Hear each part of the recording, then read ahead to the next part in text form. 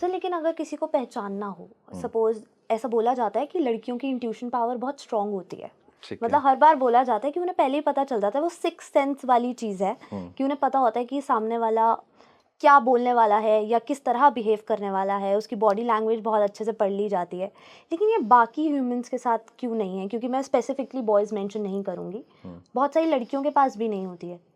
तो वो ऐसी चीज़ क्यों बोली जाती है? क्योंकि ब्रेन आई गेस दोनों का सेम ही है। नहीं, बहुत अलग है, दोनों के सोचने का तरीका अलग है। माना ये जाता है कि मेंस वर्क फ्रॉम द या लेफ्ट ब्रेन लॉजिकली, ओके, तभी वो लेट गो कर पाते हैं कुछ चीज़ों को लेकर, ठीक है ना। लाइक जैसे वो उनका गोल अगर बड़ा है, ठीक है ना, वो फिर छोटी चीज़ों में फंसते नहीं है नॉर्मली अगर जब बात करते हैं। जी, तो उनको कभी जब जैसे एक हस्बैंड वाइफ में जब बात होती है तो वो इग्नोर करते हैं, कोशिश करते हैं। वो जब पूरे दिन की कोई कहानी अगर वाइफ बता रही है जी, तो उसमें से जरूरी नहीं है उसमें से कोई उठाएंगे बात। वो वहाँ वाइफ ही एक्सपेक्ट कर रही है कि इस पे कोई आंसर आए, लेकिन वो लॉजिकल है, वो सोच रहे हैं इसकी कोई वैल्यू नहीं, इस बात की वैल्यू मतलब इन टर्म्स ऑफ कि ठीक है इसका मेरी लाइफ पे कोई इंपैक्ट नहीं पड़ रहा, तो वो उसको एक इग्नोर करने की कोशिश करते हैं। ये नेचुरल प्रोसेस है, इसके लिए कोई कॉन्शियस एफर्ट नहीं है। जी, वहीं जो फीमेल्स हैं, माना जाता है कि वो इमोशनल ज़्यादा होती हैं, राइट ब्रेन का ज़्यादा यूज़ करती हैं, जहाँ से आपके इमोशंस आते हैं, जहाँ से एम्पैथी आती है, जहाँ से सिंपैथी आती है, जहाँ से आपकी इंट्यूटिव पावर आती है, जहाँ से आपकी क्रिएटिविटी आती है, जहाँ से आपका कलर सेंस आता है। इसी वजह से ही बोला जाता है कि फीमेल्स के पास ज़्यादा पावर है किसी भी चीज़ को मैनेज करने की, पेशेंस लेवल हाई होता है, ठीक है। इसको जेनरिक नहीं कर सकते, लेकिन मोस्ट ऑफ द टाइम हम बात कर रहे हैं, ठीक है। हाँ, ये कंट्रोवर्शियल हो हाँ, सकता है। हाँ, जेनरिक इसलिए नहीं कर सकते कि अगर आप में अगर दो एनर्जी हैं सब में, राइट, मैस्कुलाइन एंड फेमिनाइन, अगर फीमेल होने के बाद भी आप में फेमिनाइन एनर्जी कम है, मैस्कुलाइन ज़्यादा है, आपका लेफ्ट ब्रेन ज़्यादा काम कर रहा है, तो आप बिहेव नहीं करने वाले वैसे। इसी वजह से उनके पास इंट्यूटिव पावर नहीं होगी। इसी वजह से एक मदर के साथ कभी आपने सुना है एक फादर को बैठे बैठे फील हुआ उसके बच्चे को कोई प्रॉब्लम हो रही है, वो दूर बैठे, नहीं, माँ बोल देती है आज मेरे बच्चे की तबीयत खराब है, हाँ, कुछ तो गड़बड़ है, इसका मूड खराब है, कुछ हुआ है। यस, क्यों?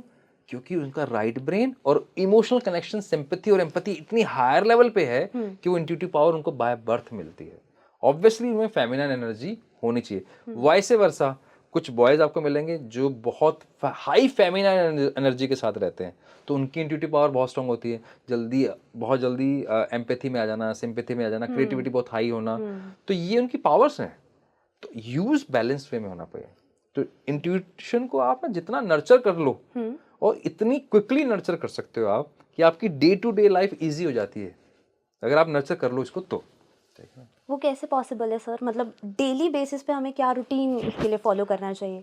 बहुत एक इंटरेस्टिंग एक्सरसाइज है, मैं चाहूंगा ऑडियंस भी आज करके देखे और आप भी आज घर जाके करना। डेफिनेटली। इसे बोलते हैं ब्लाइंड फोल्डेड या ब्लाइंड आईज के साथ ड्राइंग करना, ठीक है। ओके, तो उसमें क्या होगा, आप सामने वाले व्यक्ति को बोलते हो, जैसे आप दो जने बैठे हैं, आपके साथ आपकी मम्मा है या आपके कोई मित्र हैं, तो उसको बोला आप एक कोई भी इमेज, कोई भी ड्राइंग या कोई भी एक शेप या कोई भी एक ऑब्जेक्ट अपने मन में सोचो, ठीक है।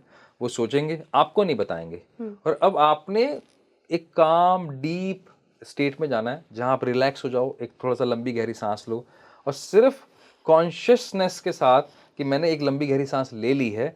अब धीरे धीरे जब रिलैक्स हो जाओगे तो आपका कॉन्शियस ब्रेन थोड़ा शांत हो जाएगा, ठीक है। कॉन्शियसली मैं वापस बोल रहा हूँ, डीप ब्रेथ लेनी है, उसके बाद वो कॉन्शियस ब्रेन थोड़ा डाउन होता है, रिलैक्स होता है। ओके, फिर आपने सोचना है वो क्या सोच रहे हैं, फिर उसको ड्रॉ करना है आपने। और ये एक बार में नहीं होगा, अगर आप डेली इसकी 2-3 बार प्रैक्टिस करते हैं तो आपका इंट्यूटिव ब्रेन, वो आपकी जो जिसको आप टेलीपैथी बोल देते हो कई बार, वो आपकी शार्पन होनी शुरू हो जाती है। इनफैक्ट अगर इसको आप डेली करते हो तो आपको बहुत जल्दी होने वाले इवेंट्स पहले पता लगना शुरू हो जाते हैं। ये एक मेडिटेशन है। आप एक काम और कर सकते हो, उससे भी इजीएस्ट अगर आप करना चाहो तो, जी, आप फोन को हमेशा फ्लिप करके रखो, ठीक है। ओके, और फोन जब भी आपका बजे, आपने सिर्फ सोचना है कि इसका कॉल हुआ है, वो सॉरी, आपने सिर्फ सोचना है कि किसका कॉल होगा ये मैं डेली करता हूँ मैं, और मैं मोस्ट ऑफ द टाइम 10 में से 6 या 7 बार सही होता हूँ कि इसका कॉल है। तो इससे आपके ना पूरा ब्रेन आपका एक्टिव हो जाता है, सबकॉन्शियस माइंड बहुत स्पीड में वर्क करता है, कॉन्शियस ब्रेन एकदम साइड में हो जाता है, और सबसे इंपॉर्टेंट आपका अंदर वाला बच्चा एकदम जिंदा हो जाता है। जितना आपका अंदर वाला बच्चा बचा हुआ है उतने आप बचे हुए हो। यस, उतने लाइवली कहीं ना कहीं आप रहते हो। इसलिए बोलते हैं, श्री श्री रविशंकर जी बहुत अच्छी बात बोलते हैं, आप में बच्चा है तो आप बचे हुए हो। जी। तो आप बचे रहना चाहते हो तो ये छोटी छोटी एक्टिविटी हैं जो आपके सिक्स सेंस को इतना नर्चर कर देंगी, बहुत फास्ट कर देती हैं, और आपकी लाइफ इतनी स्मूथ हो जाती है, आपको पता है ना क्या होने वाला है, और आप उसके अकॉर्डिंग फिर थोड़ा सा डिसीजंस लेते हो आप। जी होता है। Sir, we usually use this term gut feeling आपस में कभी कभार बात करते हुए कि मेरा गट ये कह रहा है यार, ये हो सकता है। तो वो गट फीलिंग क्या है? वो भी इंट्यूशन ही है? वो अलग है, उस पर हम बात करते हैं, लेकिन अगर मैं इंट्यूशन को और क्लियर करूं, जी। जब आप हर्ट पे बात करो, दिल की बात है ना, व्हाट इज इंट्यूशन, आपकी दिल की बात हो रही है, ऐसा ही है। दिल का अपना एक मैकेनिज्म अलग है, जो वो इलेक्ट्रिक सिग्नल्स भेजता है ना ब्रेन को, वो ज्यादा फास्ट भेजता है कंपेयर टू ब्रेन। वैसे वर्सा, जब ब्रेन भेजता है तो उसकी स्पीड, और जब हर्ट भेजता है उसकी स्पीड में बहुत बड़ा फर्क है। इनफैक्ट हर्ट के पास अपने 40,000 से ज़्यादा ब्रेन सेल्स हैं, न्यूरोसेंस अपने सेल्स हैं, तो उसकी जो स्पीड है बहुत ज़्यादा फास्ट है, तो उसका जो स्टोरेज है वो भी बहुत ज़्यादा सुपीरियर क्वालिटी का है, तो वहाँ से इंट्यूशन बहुत अच्छी आती है। लेकिन जब गट फीलिंग की बात कर रहे हैं, गट जाने के आपकी नाभि के पीछे वाला एरिया, जहाँ आपका सेकंड ब्रेन बोला जाता है इसको, और आने वाले टाइम में वो फर्स्ट ब्रेन कहा जाएगा, क्योंकि आप कभी भी सुन लो, हमेशा डिसीजन गट फीलिंग पे लिए जाते हैं। अच्छा, गट फीलिंग पे ना लिए होते तो एक बात बताओ, शेयर मार्केट की अगर बात कर लेते हैं, शेयर मार्केट में भी आप बड़े से बड़ा स्ट्रेटेजिस्ट उठा लो, सबको पता है सबकी स्ट्रेटेजी, ऑनलाइन सबकी पड़ी है, और मैं नाम भूल रहा हूँ, जो विश्व के सबसे बड़े ट्रेडर हैं, नाम मेरे दिमाग से निकल गया, उन्होंने बोला था कि अगर मैं अपनी स्ट्रेटेजी जाकर अखबार में भी प्रिंट करवा दूं, वर्ल्ड के सबसे बड़े न्यूज़पेपर में करवा दूं, तो भी लोग इसमें फेल हो जाएंगे, क्योंकि यहाँ आपकी काम करती है माइंडसेट, आपकी गट फीलिंग, दो चीज़ों से ही आप आगे निकल सकते हो। तो अगर गट फीलिंग स्लो है तो आपके मैक्सिमम डिसीजन गलत जाएंगे, चाहे जितने मर्जी आपने लॉजिकल ब्रेन से लिए हो। तो गट को सही रखने के लिए आपका खान पान, रहन सहन बहुत इंपॉर्टेंट है, क्योंकि गट आपके पूरे फिजिकल एनर्जी को अलाइन रखता है, आपकी मेंटल बॉडी को अलाइन रखता है, आपके फिजिकल और मेंटल बॉडी के अंदर अलाइनमेंट जो होना चाहिए उसको भी अलाइन रखता है। तो तीन चीजों पे काम करता है, फिजिकली अलाइनमेंट, मेंटल अलाइनमेंट, और फिजिकल और मेंटल दोनों का आपस में अलाइनमेंट। तो gut is another thing. Gut feeling और इंट्यूशन पावर अगर मिल जाए तो उसे बोलते हैं सोने पे सुहागा हो जाना। तो आपकी पावर ऐसे होगी जैसे आपके पास अर्जुन जैसा फोकस है और युधिष्ठिर जैसा आपके पास लीडरशिप स्किल्स है। वाओ, वैसे तो कहीं ना कहीं वो आपको हर चीज में हेल्प करने वाला है उसके बाद। तो बहुत ज्यादा इसे भी आप नर्चर कर सकते हो, ऑब्वियसली खान पान से, प्रीबायोटिक और प्रोबायोटिक का ध्यान रखकर।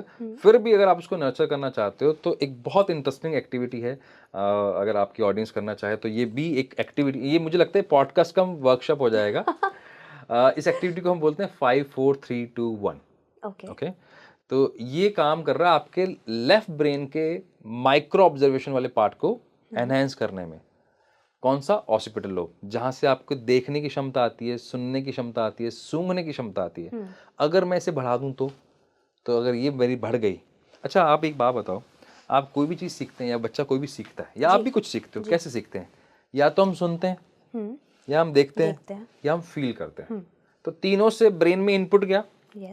इनपुट जाने के बाद मेरे फ्रंटल कॉर्टेक्स में बात आई, जिसको बोलते हैं प्रोसेसिंग हुई।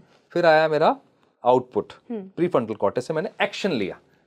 अगर मैं अपने इनपुट को इंप्रूव कर दूं, सुपीरियर कर दूं, क्वालिटी ऑफ इंफॉर्मेशन में बहुत ज़्यादा अच्छी कर दूं, जिसको एनएलपी में कहा भी जाता है कि अगर आप फोकस को अपना एक जगह लगा दो तो आपका रेटिकुलर एक्टिवेटिंग सिस्टम इतना सुपीरियर हो जाता है कि बाकी सब चीज़ों को ब्लर कर देता है। एग्जाम्पल के तौर पे, जब आपने कभी शादी की एल्बम देखी जी, उसमें आप पहली फोटो किसकी ढूंढते हो? अपनी ढूंढते। 100 लोग खड़े हो तो भी आपका ब्रेन कहाँ लेके जाता है? yes. अपने चेहरे पे। That is a power of RAS। तो वही सेम काम आप कर सकते हो। इस 5 एलिमेंट्स को अगर आप एनहांस कर दो तो 5 चीजों को, जब भी आप कहीं बैठे हो, जैसे अब आप यहाँ पॉडकास्ट लेने के लिए आए, आप एक जोन से दूसरे जोन में एंटर कर रहे हो, जब आप मीटिंग में जा रहे हो, जब आप किसी से पर्सनल टॉक करने जा रहे हो, जब आप लव टॉक, प्यार की भाषा में बात करने जा रहे हो, या आप किसी भी ऐसे लॉजिकल एक डिसीजन लेने जा रहे हो, तो अगर आपके सेंसेस एक्टिवेट हो जाएं तो आपकी पावर नेक्स्ट लेवल पे चली जाएगी। तो आप कहीं बैठे हो, 5 ऑब्जेक्ट को देखो।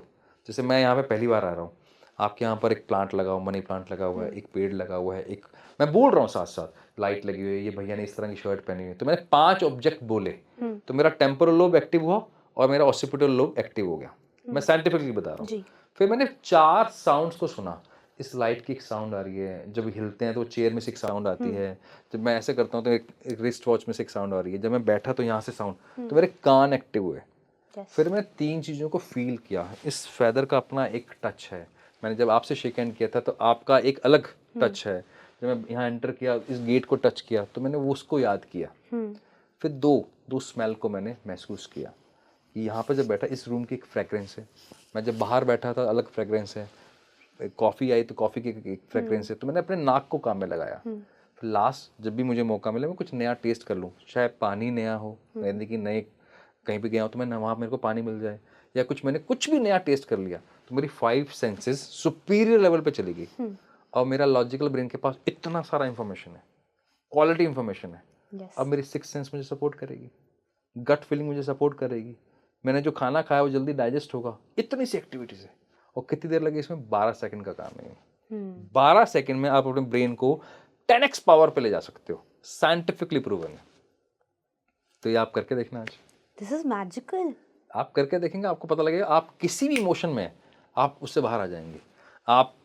आपके लिए गेस्ट बहुत इंपॉर्टेंट है, उस गेस्ट से बात करनी है, आपका वहां पे होना बहुत जरूरी है, मेंटली फिजिकली तो हो, और उससे पहले मान लो आपके बॉस के या आपके घर में ऐसी कोई बात होगी जब आप इमोशनली थोड़ा डिस्टर्ब हैं, विद इन 12 सेकेंड 12 सेकेंड में आप इमोशन से बाहर, यहाँ पे प्रेजेंट 100% ब्रेन के साथ।